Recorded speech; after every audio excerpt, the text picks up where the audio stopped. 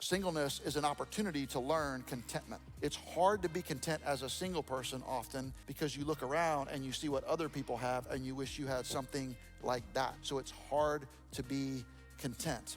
And you're going to need God's help to be content as a single person.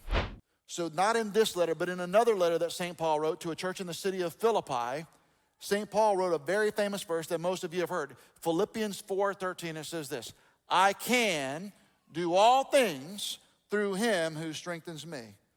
That verse was made famous among sports fans, and my buddy Tim Tebow used to wear it on his eye black when he played for the Florida Gators. What is it that St. Paul was saying? I can do all things through him who strengthens me. We use that verse as kind of like a pump me up verse, right? It's kind of like, hey man, I can do all things. I can start a business. I can win football games. No one can stop me. I can do all things through Christ who strengthens me. But that's not actually what the verse is about. Now don't look it up. I'll put it on the screens. The context of I can do all things through Christ who strengthens me is, check this out. This is what St. Paul wrote. He said, not that I am speaking of being in need, for I have learned in whatever situation I am to be content.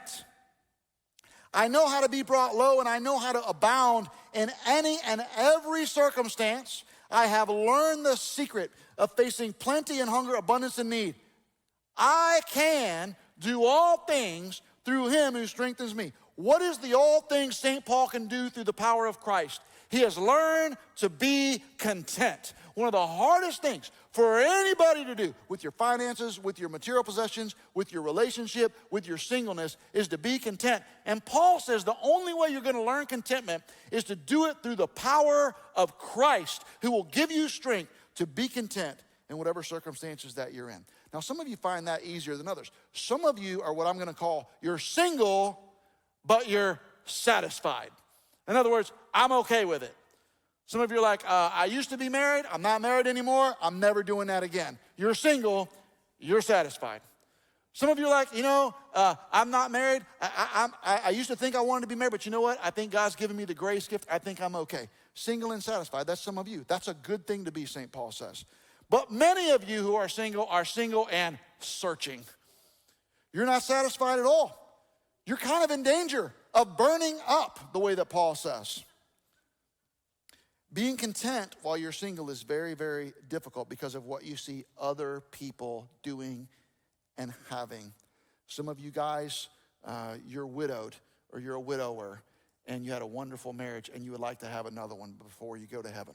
Some of you guys, you were married before, it did not work out and you would like to have one more chance to do it the right way.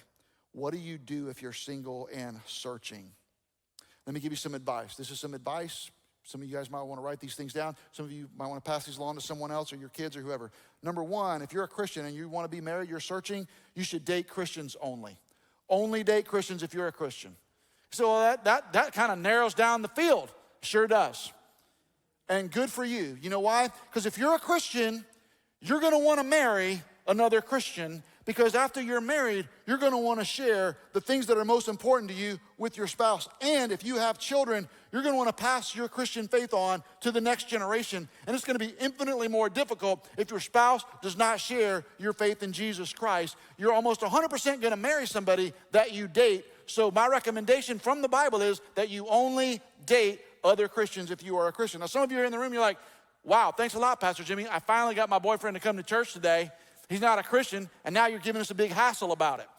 Well, what I would really encourage you to do, sir, is become a Christian.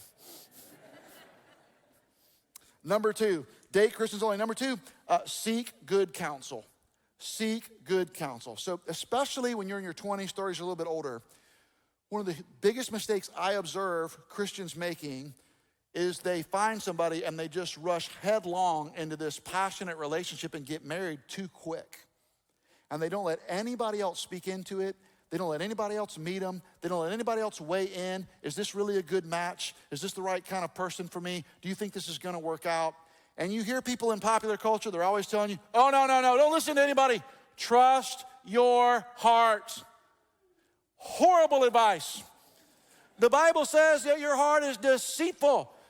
And just think about it. How many times have you trusted your heart and it messed you up? Look at your own personal heart-trusting track record and tell me if you think that is a wonderful idea. Listen to your heart to some degree, but if you're gonna do something like think about getting married, that's why you're a Christian, you have a church family. Why don't you involve some other people that you trust and admire that are maybe a step or two ahead of you in life that can meet the person you're dating, get to know them a little bit, and help you see, is this really a good match? Is this really a good thing for me? Third thing I'd recommend, take your time. Take your time. I see so many single adults that are Christians. They meet somebody. They're all fired up to get married. They're burning up. They read it's better to get married than to burn. And they just run off and get married to somebody they have no business marrying. They're not ready to get married. It's just not the right thing. Take your time, but not too much time. All right, number 4, resist the FOMO. Resist the FOMO. That stands for fear of missing out. See, cool people? I know the little abbreviation lingos. All right, so social media really plays into this idea. People get on social media and they don't actually want to lock in with a person because they want to just keep scrolling, keep swiping. They're just afraid that there's a better person right around the corner. And if I choose this person, man, I was like 2 seconds away from a better person. And the apps and the endless profiles trick you into thinking the perfect person is just one swipe away. But listen to me, the kind of marriage commitment that you really want, it doesn't come from scrolling. The kind of marriage you really want comes from choosing. Find someone, choose. Now my wife Kristen and I, Generation X, baby. We're Gen Xers, that's right. And we do things in our generation known as making plans. That's what we do. So like if you want to know where are you going to go out to dinner 2 weeks from now on Saturday night and who are you going with, we already know that. It's on our calendar. We have made plans. We have called someone. They agreed to meet us there. We've already got a reservation. We make plans. I've noticed that our kids who are adults do it completely different. They're built different. They don't make plans like that. I mean, it's like 7 o'clock, 8 o'clock at night. I'm going, what are y'all going to do tonight? We haven't decided yet. Well, what are you doing? They got like 5 different threads going with 5 different groups. They're just trying to wait till the last second and pick the very best option before they go out the door. That's how they live, and that's the way that people date. They're afraid they're going to miss something really good. Social media is killing some of you guys when you're dating because it fills up your time and it tempts you to just keep playing the field, and you're afraid you're going to pick someone and then miss out on someone better. Which brings me to the last piece of advice I have for you. Be willing to commit. Be willing to commit. Look, some of you have this crazy romantic notion that there's only one person in the world out there for you, and if somehow you miss that person, your whole destiny is going to be ruined. That's not true. When you get married, you're not saying, this is the only person in the world that I could be attracted to. This is the only person in the world I could build a life with. You're saying, this is the only person in the world I'm going to focus on, and this is the only person in the world I'm going to build a life with. And once you get married, that is your one. But you can't think of it like that. That's why you're afraid you're going to miss the one. You're not going to miss the one. You find the right kind of person who loves the Lord, who loves you, who's got the right kind of values and the right kind of habits. And when you find that person, you've got to lock it in. Say, yeah, but what if one day I get attracted to someone else? That's what self-control's for. You stay focused on the one you picked and you love the one you're with the rest of your life. Look, if you want freedom and flexibility, stay single and quit complaining. If you choose to get married, you're taking on obligations, intentionally curtailing your flexibility and your freedom, and you're exchanging it for the gift of marriage. You exchange one gift, singleness, for another gift, marriage. Let me tell you some old man stuff. Sometimes I'll talk to a young single adult in our church. I'll say, I just can't find anybody. Just can't find anybody. And I'll say, oh yeah, well, what about her? And I'll say, oh, Pastor Jimmy, I mean, my gosh, you got your old man goggles on, man.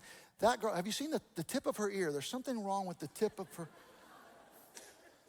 Man, when she was in a group, she's not loud. She's too soft. And I think, well, I think she's pretty cool. I mean, she has this, and she works hard, and she has these values, and so I think she's pretty, and she's got this. Like, I don't understand.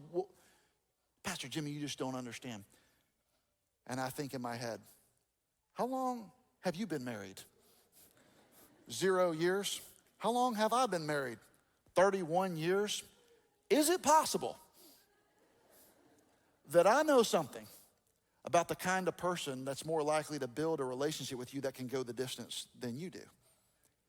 Now, I recognize the way that I grew up and the way that we dated and the way that we met people was completely different than the way that young adults do it today. I don't understand it. I recognize that. In one sense, I'm from another planet. You know, I'm from another time. I'm from the 1900s. You know, I understand this. Okay, however, there's some things that don't change, such as human nature and God's design for how this all works. And I'd encourage you to resist the urge to believe that technology has put you in a different set of circumstances. It's not completely true. And some of you are tempted to run off with the wrong person because you'd rather be with the wrong person than be with nobody. And the Bible tells you not to do that because that's not true. There's actually a verse in the Bible in Proverbs. This is what Proverbs says. Proverbs says it's better to live on the corner of a roof than in a house with a contentious woman. And I'd flip that around. It's better to live on the corner of a roof than in a house with a contentious man. There's something worse than being alone, and that is being together with the wrong kind of person. Contentment doesn't come from who's sleeping next to you in your bed. Contentment comes from who's on the throne of your heart. And if you're going to be single and honor the Lord, you got to learn contentment. Last thing.